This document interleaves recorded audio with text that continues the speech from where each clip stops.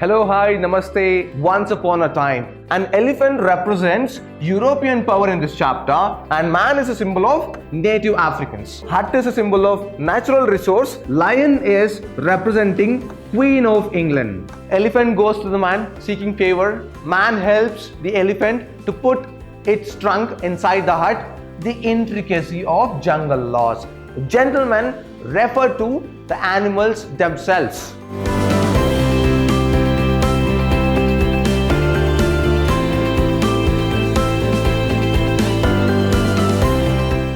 Hello, hi, namaste, and welcome to Vidhyaashram, Temple of Excellence. I am Nanda Kishore, Faculty of English in Vidhyaashram, Mysuru. In my previous session, I have already introduced you for the first PUC English syllabus.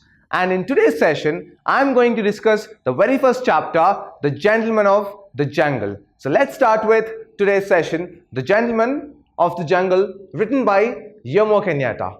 Before you proceed further, you need to observe the word gentleman in this chapter. It is not singular, it is plural. It is not gentleman, it is gentleman. By the time you finish this chapter, you will get to know why I emphasized on this word, the gentleman. So let's start with today's session.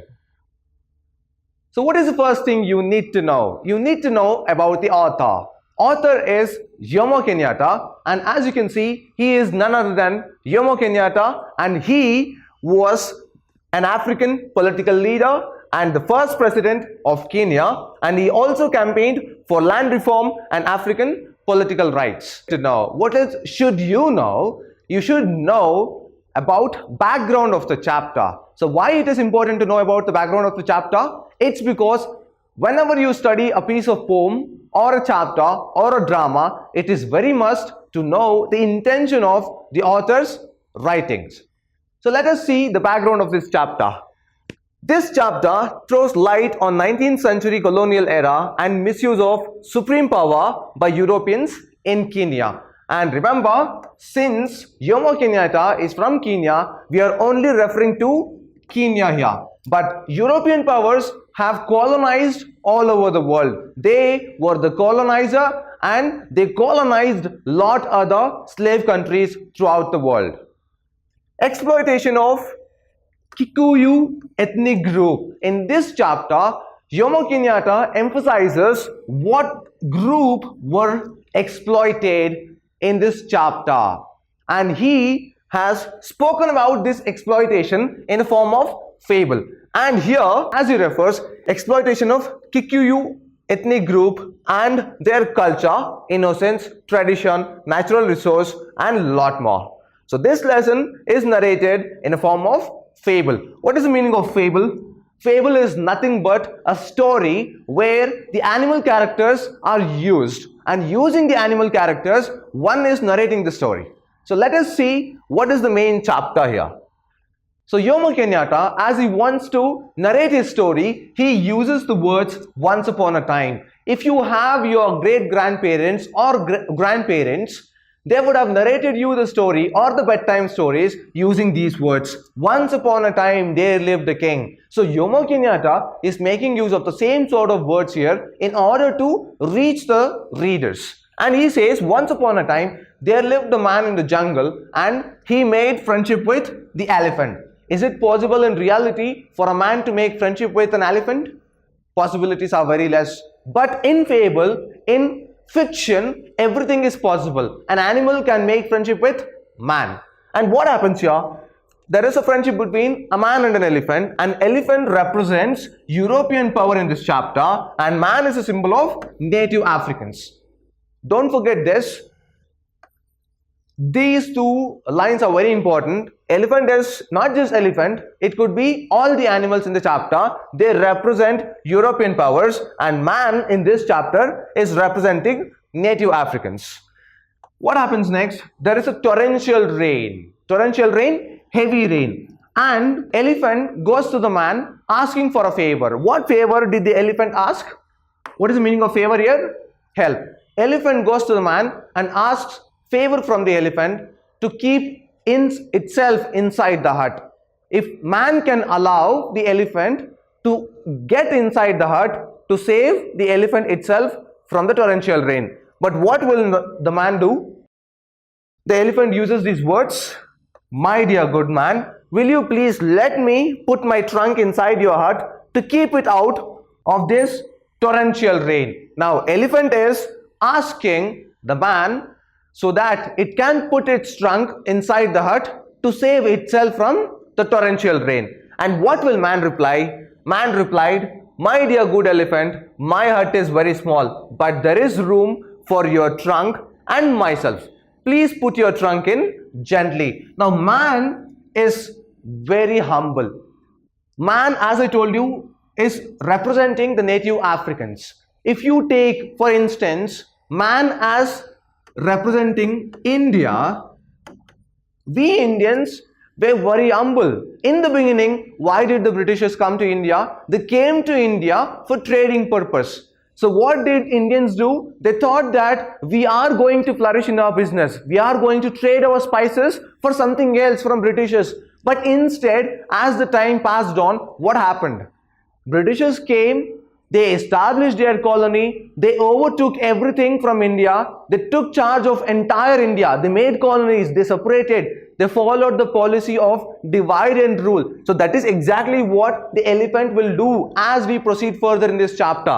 And man is very humble and he says, "My dear good elephant." He knows that the elephant will not fit in his house, in his hut, but instead of not saying no, he says, "My dear good elephant, I don't have enough space for yourself and myself because you are so majestic, so mighty, so huge, and you might not fit in my house. And moreover, even if you fit in, we both cannot sit inside the hut to save ourselves from this torrential rain. So what I'm going to do is, I will allow your trunk to put inside and I will sit in this hut and save both of us from the torrential rain."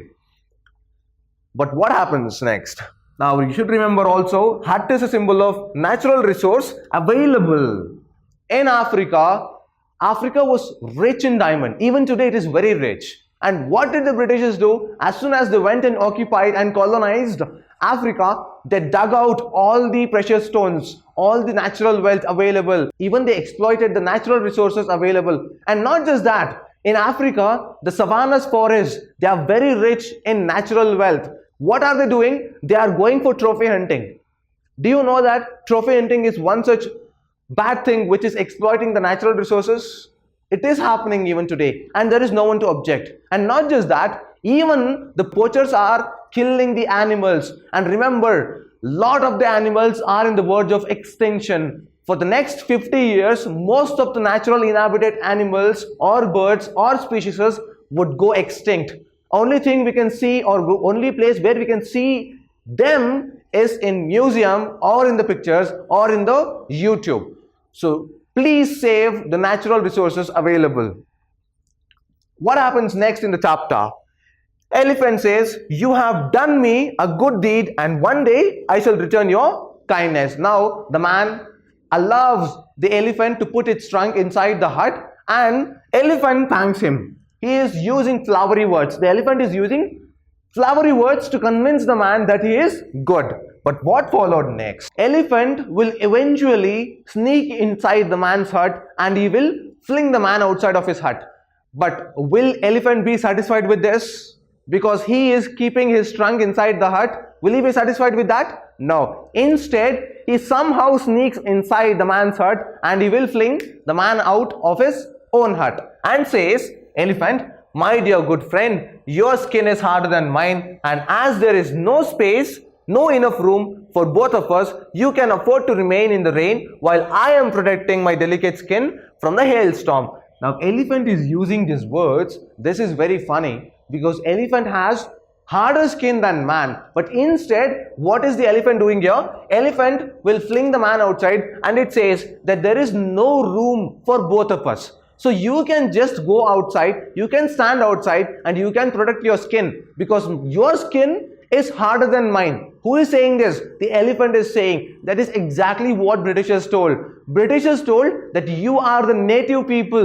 You can survive in this situation, in this weather. But we need more commerce. That is how they took cotton from India. And what did they do after they took cotton to European countries?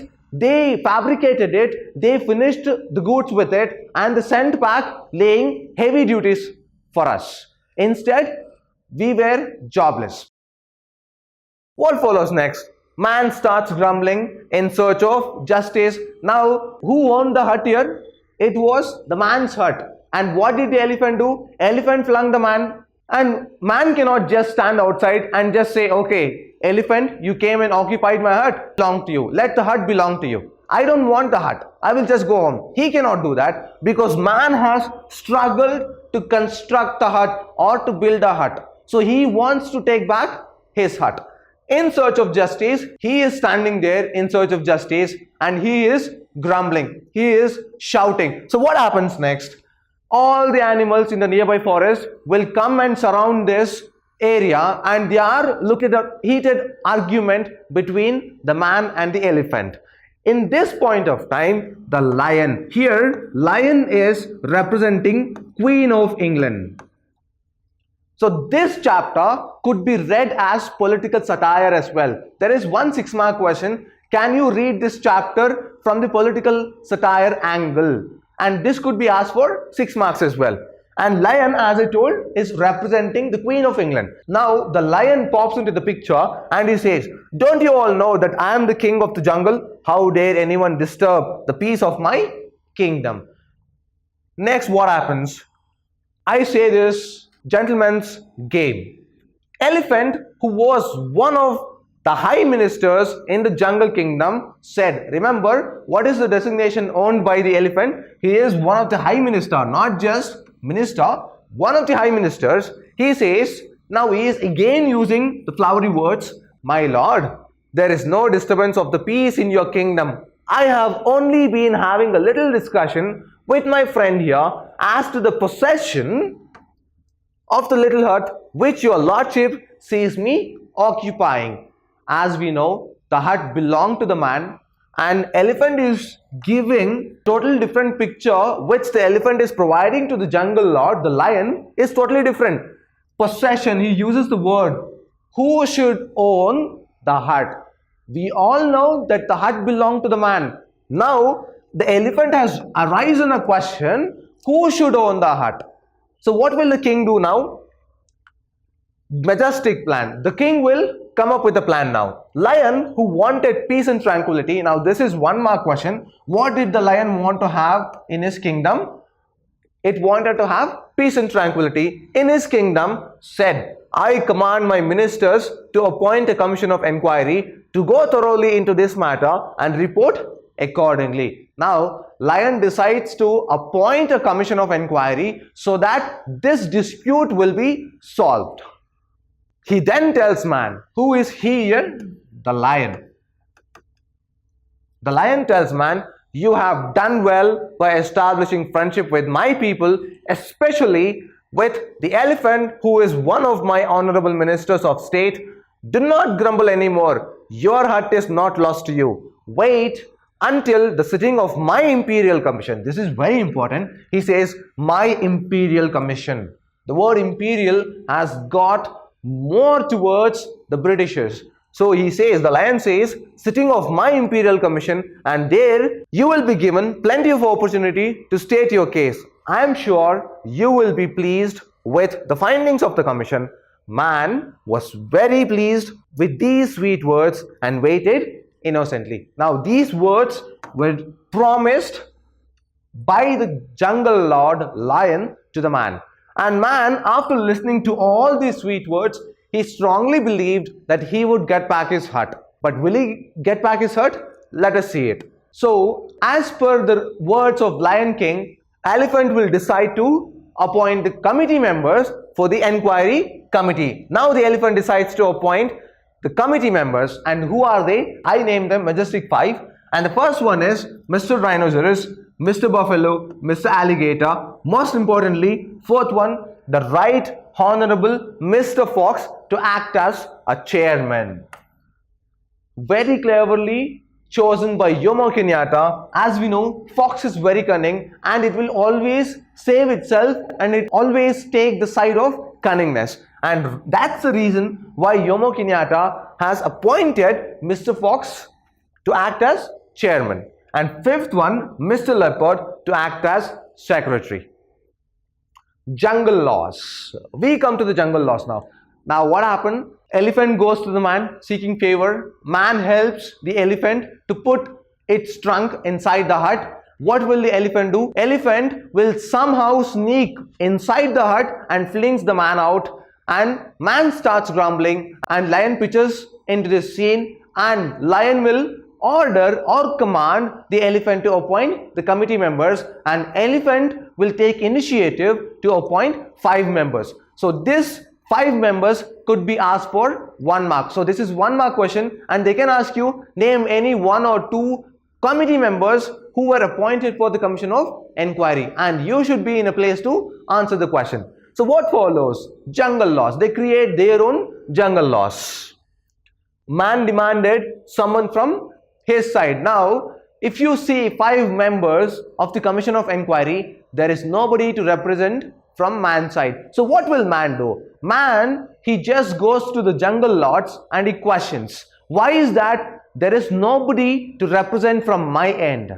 And what will be the answer given to the man from the jungle lords? They tell, but they denied, saying no one from man's side is educated enough to understand the intricacy of jungle laws. All the jungle lords, all the committee members will tell and convince the man that nobody from your side or no man is educated enough to understand the intricacy of jungle law. What is the meaning of intricacy here? Intricacy is nothing but the complexity. Animals are claiming themselves that the rules made by themselves is very complicated and man is not educated enough. So that is how even the Britishers convinced Indians when they came up with a policy called doctrine of lapse. When Indians questioned the Britishers told Indians the same thing. You don't have any rights to question us because we are imperial, we are majestic, we are the people appointed by the gods. You people are not educated enough to understand the rules that we are making. Even the same words were told by the jungle lords and they somehow convinced the man. There was nothing to fear, not just that, and also they promise. The jungle lords, they promised the man saying these words.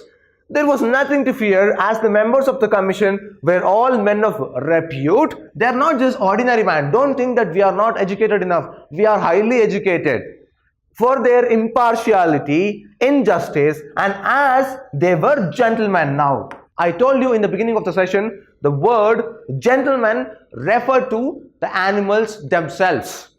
Gentlemen chosen by God to look after the interest of race less adequately endowed with teeth and claws here. This is very important. They need to be endowed with teeth and claws. The jungle lords are not telling this. These words or these quote or these sentence is used by Jomo Kenyatta. He is sarcastically telling that European powers or European masters, they are nothing but animals. They are nothing but like animals and they were equipped with teeth and claws because they hunted the native people of Africa. They hunted the slaved people and they hunted and they ate them. So he is comparing the animals with European powers. Now what follows next? On the day of evidence, appointing the committee members is done and somehow they convinced the man saying that they would not require anybody from man as he was not educated enough to understand the intricacy of jungle laws. On the day of evidence, what happens? Elephant is called to provide evidence while he comes brushing his tusks with sapling. So what is this sapling? It is nothing but the small plant which Mrs. Elephant had provided and said in an authoritative voice. So how does he come? Again, you can expect 1 mark question from this paragraph or this sentences. How can you expect? So how did the elephant appear in front of the Commission of Inquiry? And you need to answer that it appeared in front of the inquiry commission brushing his tusks with a sapling which was given by Mrs. Elephant, or they can expect who had given the sapling to Mr. Elephant. It was Mrs. Elephant. And what will he say next? Elephant's evidence. Now elephant is giving the evidence. How does he say? And he is telling these words in an authoritative voice. He says, "Gentlemen of the jungle, there is no need for me to waste your valuable time in relating a story which I am sure you all know. I have always regarded it as my duty." Very important, the elephant has considered occupying the man's hut as his duty to protect the interests, very important, of my friends, and this appears to have caused the misunderstanding between myself and my friend here. So these are the words which are told by elephant, and he further continues, "He invited me. It was not me who went and occupied his hut. It was he invited me." Why did he invite? Let us see that. He invited me to save his hut from being blown away by a hurricane. So man was not heavy enough to save his hut from being blown away with his hut. So he wanted somebody heavy. So that is the reason why I went and occupied his hut.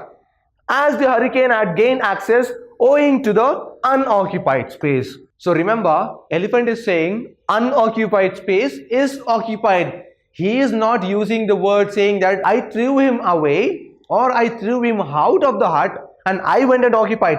He is just clarifying himself to the jungle lord, saying that there was unoccupied space. So that is the reason I went and occupied the unoccupied space in the hut. I considered it necessary in my friend's own interest to turn the undeveloped space to a more economic use by sitting in it myself, a duty which any of you would have undoubtedly have performed with equal readiness in similar circumstances. He says there was a space left, and my duty as one of the high ministers, I need to take care of my citizen. I need to take care of my people. So it was my sacred duty. He says that it is not just my duty, it is my sacred duty to go and look after the interests. Because had I not gone to the man's hut and occupied his hut, he might have just blown away with a hurricane. So he would have lost his life. Instead of complaining against me, he should be thankful for me because I have saved his life. Remember, you can take this example as a parallel example of Britishers, how they convinced Indians. You people are tribals, you people are snake charmers, you people didn't know nothing but being in the street, just like a street vendor. And after we colonized India, we have given you education. So that's how you people became literates. So that was the words told by Britishers to Indians. And here, elephant is giving such an example that instead of blaming and complaining against me, he should thank me because I have saved his life. And what follows next?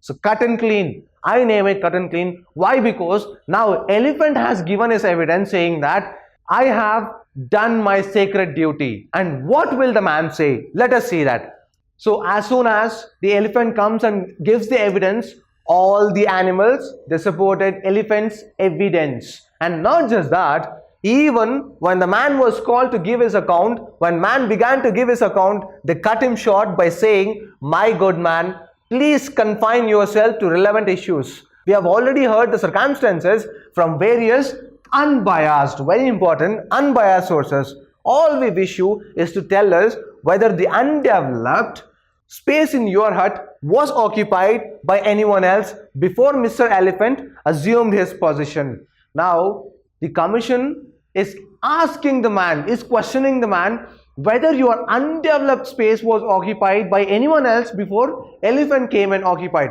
They are not asking whether the elephant flung you outside, whether elephant betrayed you, whether elephant occupied your hut which you constructed. All they are questioning is whether the undeveloped space, there is a space left, so was it left unoccupied or was it occupied by elephant or somebody else before elephant came and occupied?